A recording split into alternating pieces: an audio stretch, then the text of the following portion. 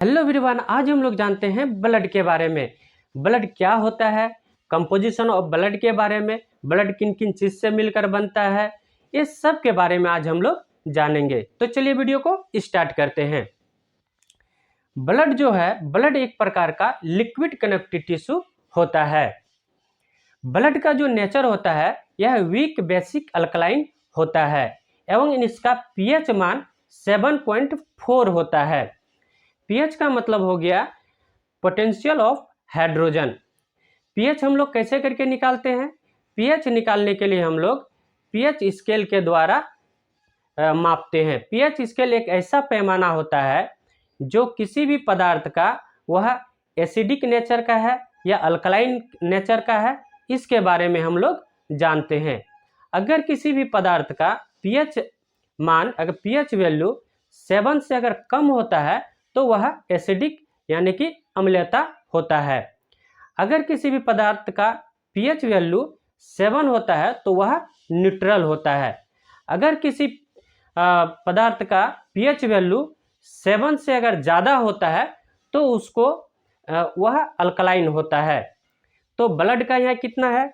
Blood का जो है पीएच वैल्यू 7.4 है, तो यह अल्कलाइन में आता है। इसके बाद हम लोग जानते हैं एक नॉर्मल व्यक्ति का शरीर में ब्लड का मात्रा उसके बॉडी वेट का 7% होता है।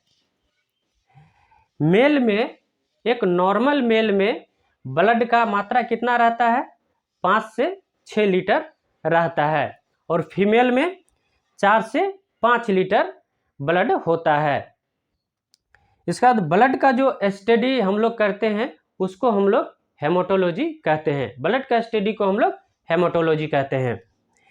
जो ब्लड प्रेशर के मापने का मशीन जो होता है यह स्पाइगनोमोनोमीटर होता है।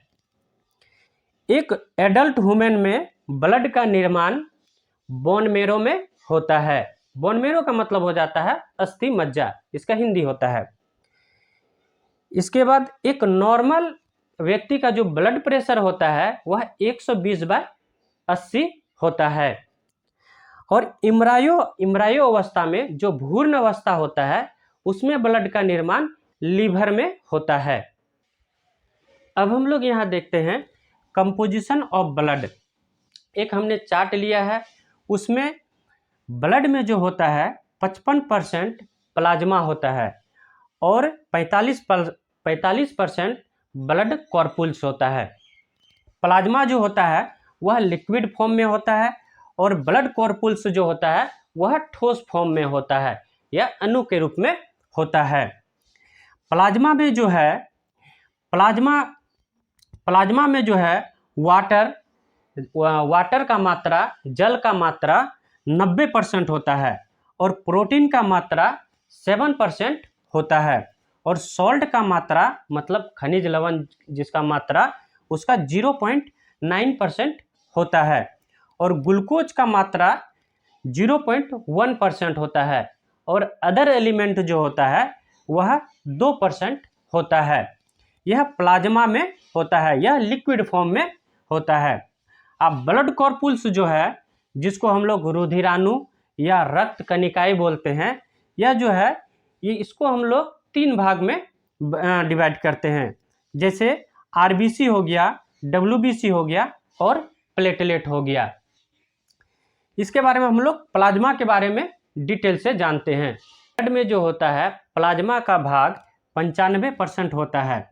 यह ब्लड लिक्विड पार्ट में तरल अवस्था में होता है। इसका 90% भाग वाटर यानी कि जल होता है। बिलिरुबिन के कारण इसका रंग हल्का पीला दिखाई देता है। वाटर जो होता है 90% होता है। ग्लूकोज प्लस सॉल्ट मिलकर यहाँ ऊर्जा का निर्माण करता है और इसमें प्रोटीन भी पाया जाता है। प्रोटीन में क्या क्या रहता है? जैसे थ्रोम्बिन, प्रोथ्रोम्बिन, ग्लोबुलिन, फाइब्रिन और फाइब्रोनोजेन। यह फाइब्रोनोजेन जो है यह क्लॉट करने में मदद करता है। अब हम लोग जान लेते हैं प्लाज्मा के कार्य के बारे में। बॉडी में जो होता है, ब्लड में जो होता है, प्लाज्मा का क्या कार्य होता है इसके बारे में जानते हैं। प्लाज्मा का जो कार्य होता है, प्लाज्मा बॉडी में प्रोटीन एवं अन्य पदार्थ एक स्थान से दूसरे स्थान ले आने में मदद करता है। एवं प्लाज्मा जो है ब्लड में पीएच मान को बैलेंस बनाए रखता है। इसके बाद ब्लड को क्लॉट यानी कि थक्का बनाने में मदद करता है। इसके बाद ग्लूकोज को बाकी अंगों तक पहुंचाने का कार्य करता है। इसके बाद प्लाज्मा जो होता है ब्लड क्लॉट करने वाले कारक अर्थात फाइब्रिनोजन नामक प्रोटीन को हटाने पर हम लोग को क्या प्राप्त होता है? सीरम प्राप्त होता है। अगर ब्लड से फाइब्रिनोजन नामक प्रोटीन को हटा लेने पर सीरम प्राप्त होता है। हम लोग जानते हैं ब्लड कॉर्पुसेल्स के बारे में। ब्लड कॉर्पुसेल्स जो होता है ब्लड में 45% भाग होता है। यह ब्लड का 45% भाग होता है। इसे हम 3 भाग में बांटते हैं, आरबीसी, डब्ल्यूबीसी और प्लेटलेट। आरबीसी का मतलब हो जाता है रेड ब्लड सेल, डब्ल्यूबीसी का मतलब व्हाइट ब्लड सेल और प्लेटलेट का मतलब हो गया रक्त बिंबाणु। सबसे पहले हम लोग बात करते हैं आरबीसी के बारे में। आरबीसी का जो वैज्ञानिक नाम होता है इरिथ्रोसाइट वैज्ञानिक नाम होता है। यह एडल्ट में आरबीसी जो एडल्ट में इसका निर्माण बोन मेरो में होता है, अस्थि मज्जा में, और इम्ब्रायो में इसका निर्माण लीवर में होता है। भ्रूण अवस्था में ब्लड का निर्माण इम्ब्रायो में होता है, आरबीसी का निर्माण। और इसका लाइफ सर्कल जो होता है 120 डेज होता है, 120 दिन इसका लाइफ सर्कल होता है। और यह डेथ होता है एस्पिलिन में। एस्पिलिन को हम लोग आरबीसी का कब्रगाह भी कहते हैं। एक नॉर्मल ह्यूमन में आरबीसी का संख्या जो होता है 45 से 55 लाख होता है।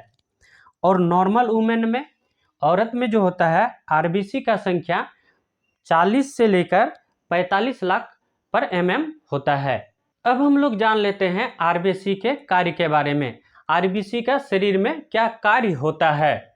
आरबीसी का जो मुख्य कार्य होता है होल बॉडी में ऑक्सीजन का सर्कुलेट कराना, विभिन्न अंगों तक ऑक्सीजन पहुंचाना। इसके बाद आरबीसी में हेमोग्लोबिन नामक प्रोटीन होता है।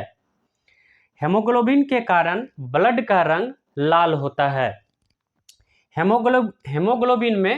हेमोग्लोबिन जो है 2 चीज से मिलकर बना है, पहला हेमाटिन और दूसरा ग्लोबिन। हेमाटिन जो होता है यह आयरन Fe लौह तत्व होता है, जिसके कारण ब्लड का रंग जो होता है लाल होता है। हेमेटिन के कारण ब्लड का रंग लाल होता है। और ग्लोबिन जो होता है यह एक प्रोटीन होता है जो कि ऑक्सीजन एवं कार्बन डाइऑक्साइड शरीर के विभिन्न अंगों तक ले जाने व ले आने का कार्य करता है। इसके बाद आरबीसी का नष्ट होना हेमोलाइसिस कहलाता है। इसके बाद सोते समय आरबीसी का संख्या जो है वह 5% कम हो जाता है। और अगर ऊंचाई पर चढ़ने पर आरबीसी का संख्या 30% तक बढ़ जाता है। इसी की संख्या घटना एनीमिया कहलाता है या खून का कमी कहलाता है। और आरबीसी की संख्या बढ़ना पॉलीसीथैमिया कहलाता है। और प्रेगनेंसी अवस्था में आरबीसी की संख्या बढ़ने के कारण दाग धब्बा बन जाता है। और एक चीज यहाँ हम लोग जानते हैं, जैसे कॉकरोच वगैरह में उसका जो ब्लड होता है सफ़ेद होता है। सफ़ेद क्यों होता है? हेमोलिम्फ प्रोटीन के कारण कॉकरोच का ब्लड जो होता है वह सफ़ेद होता है, हेमोलिम्फ के कारण। और ऑक्टोपस में ब्लड का रंग नीला होता है। नीला क्यों होता है? उसमें जो होता है हेमोसाइनिन प्रोटीन पाया जाता है। हेमोसाइनिन प्रोटीन के कारण ऑक्टोपस में उसका ब्लड का रंग नीला होता है। डब्ल्यूबीसी का जो चर्चा है नेक्स्ट वीडियो में करेंगे। आई होप वीडियो आप लोग को अच्छा लगा होगा। अच्छा लगे तो वीडियो को लाइक, सब्सक्राइब, कमेंट कर दीजिएगा। थैंक यू, धन्यवाद।